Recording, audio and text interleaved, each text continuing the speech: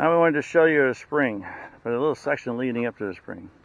A couple days ago I was walking right here on a trail, and right there was about a 5 or 6 foot long eastern black king snake. Freaked me out at the time. I didn't know what kind of snake it was. It had a small head though, I wasn't too concerned. And it just kind of took its time and strolled away up the hill.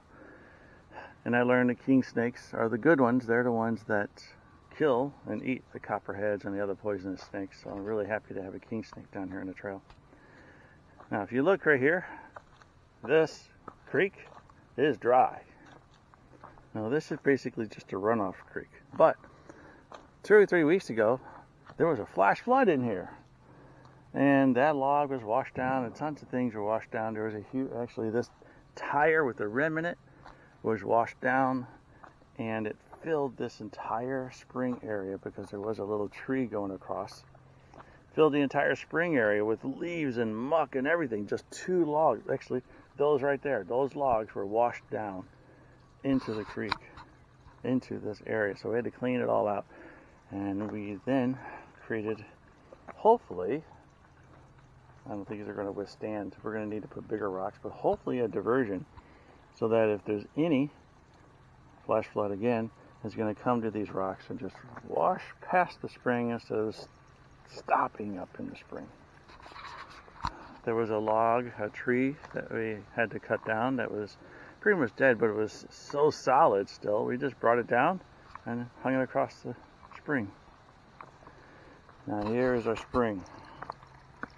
Because we are on the edge of a hill with lots of leaves and everything, eventually we're going to pile up some logs right up here on the top upper part of this spring so that some of the leaves as they wash down get washed down past our spring. And we had issues with the spring, the hose there, or the pipe, getting clogged up with debris. So again, all these flat rocks you see here, we found at Rock Creek. And what we did is inside of here, we can kind of show you a little bit. We set it up so that these rocks, these 2 rocks right here, can be moved very easily. And it's hard to see, but right in there, we can reach our hand right inside. And if it gets clogged up, we can just reach and unclog it. So we wanted something like that so that it would not,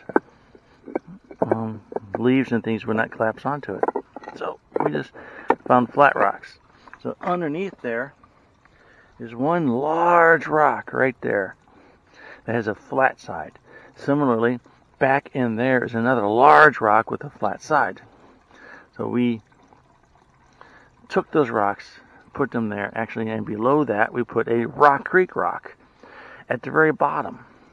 So we dug it out a little bit, and before we just had the pipe sitting in here, and over time it was sitting on rocks and some of this clay and the small gravel, and it was slowly accumulating with a little bit of silt. And so we wanted to prevent that, so we dug it out, put a flat Rock Creek rock, much like this, in there. Actually, we have 2. And now we have the pipe just sitting on that rock, which is sitting, and which these huge rocks are sitting on. So now we have this pure channel of solid rock that was smoothed out over, I don't know, thousands of years, however long water rode over these flat rocks here. And now we have a spring that's flowing very nicely. Look at that. And we don't need it to gush very much. We just want to fill. And we placed other rocks here that we could sit here and walk down here. And this banister is strong enough that I could just sit on.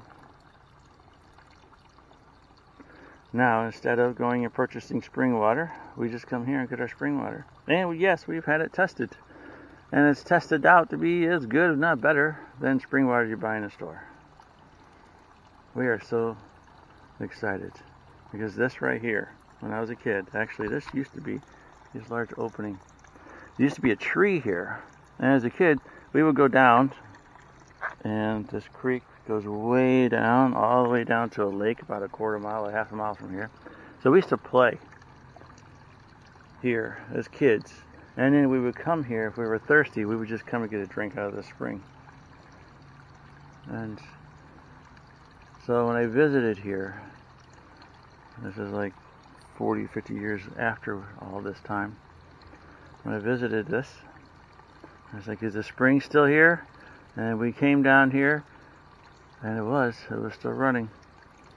And so I don't know whose idea it was. It was Keith or my sister Teresa or Shelley. I don't know whose idea, or mine, I don't know. I said, we should build a trail to the spring and just kind of make it like a daily or trek to come get natural spring water. And that's what we did. I'm very happy that we did. So thank you for watching. I'm going to let you listen to the sound of the spring for a while.